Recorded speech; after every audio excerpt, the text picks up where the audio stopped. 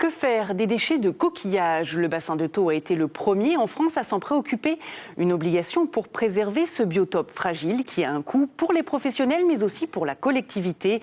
Une situation qui pourrait évoluer. Un nouveau procédé de recyclage des coquilles ouvre la porte de marchés étonnants pour la valorisation de ces déchets. À Metz, Sébastien Banus et Stéphane Taponnier. Didier Aspa est un des 700 conchyliculteurs de l'étang de Thau. Chaque jour, il trie plusieurs dizaines de kilos de coquillages. Et chaque jour, il en jette une partie à la poubelle. Jusque dans les années 90, ces déchets repartaient tels quels à l'eau, une pratique que les professionnels ont abandonnée pour préserver le fragile équilibre du bassin. Il est important d'éliminer les déchets hors du bassin de Thau pour justement éviter d'une part le comblement et d'autre part les effets de malaygue. La malaygue, c'est quoi ? La malaygue, entendu, c'est la confination des déchets, l'augmentation de la température, la disparition de l'oxygène et qui provoque la mortalité des huîtres. La solution au problème, la voici. Les professionnels et les collectivités ont créé une filière de traitement de ces déchets.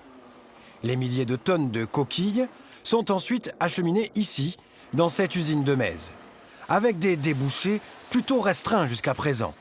Mais grâce à un nouveau procédé industriel, les coquilles vides pourraient enfin prendre un peu de valeur. On fait un sable coquillé qui est très calcaire pour faire aussi de l'alimentation animale, de l'aménagement paysager. Et on est pour parler avec une start-up qui serait intéressée pour faire apparemment les mettre dans les produits cosmétiques.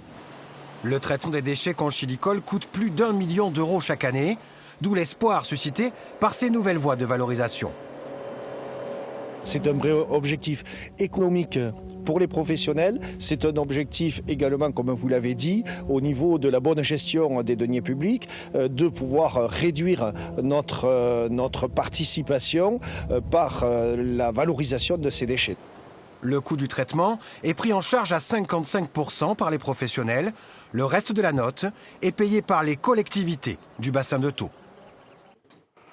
C'est l'heure de vos éditions locales dans le Gard et les Pyrénées-Orientales sur la chaîne 3 de la TNT. Pour les autres, c'est le moment de vos éditions des locales. Je vous retrouve juste après, je vous attends.